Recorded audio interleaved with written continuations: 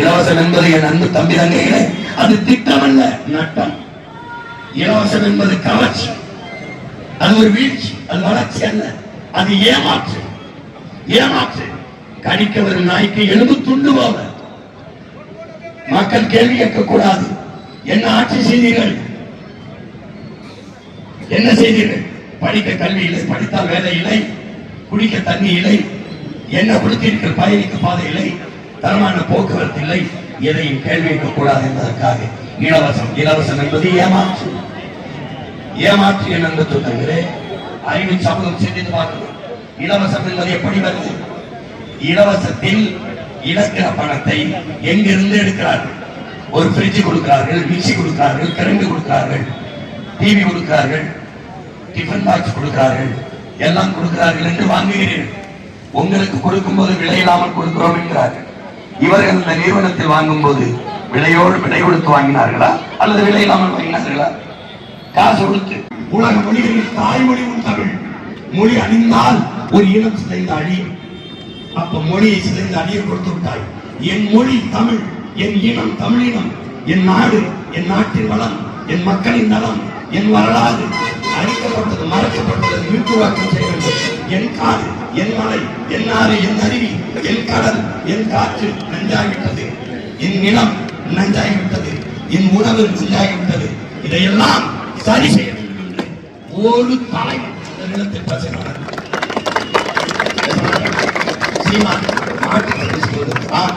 ஆட்டுக்கு பேசிக் கொண்டிருக்கார்.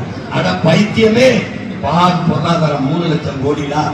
நான் ஒரு வருஷம் தான் என் தாய் மாதா பால் குடிச்சேன். இதுவரைக்கும் என் பசு மாதா கொடுக்கிற, என் கோமாதா கொடுக்கிற, என் பசு கொடுக்கிற பால் தான் கொடுக்கிறேன். அவதாண்டா இருக்கிறேன். எனக்கு 2வது தாய் அவதாண்டா. பசு என்பது மாடு என்பது மாடு இல்லை, ஆடு என்பது ஆடு இல்லை. பைத்தியங்களே, அது நடமாடும் வைப்பனம். மொபைல் பேங்க் என்கிறாங்க உலக அறிஞர். மொபைல் பேங்க் ஒரு ஆடு என்றால் 75,000.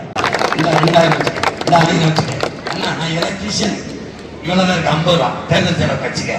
இதுதான் வரலாற்றில் மாற்றம். காசு கொடுத்தால் தன் வாக்கு செலுத்துவார்கள் என்கிற நிலையை பிரபாகரன் பிள்ளைகள் சம்மட்டியால் அடித்து தகர்க்கிறோம் என்பதை நம்முடைய தமிழ் அறிவியலின் அடையாளமாக இருக்கிற ஐயா அப்துல் கலாம் அவர்கள் ஒவ்வொரு நாளையும் உணராக்கு. என் பிள்ளைகளே, உங்களுக்கு ஐயா சொன்னதை சொல்கிறேன். ஒவ்வொரு நாளையும் உணராக்கு, உன்னுடையதான்.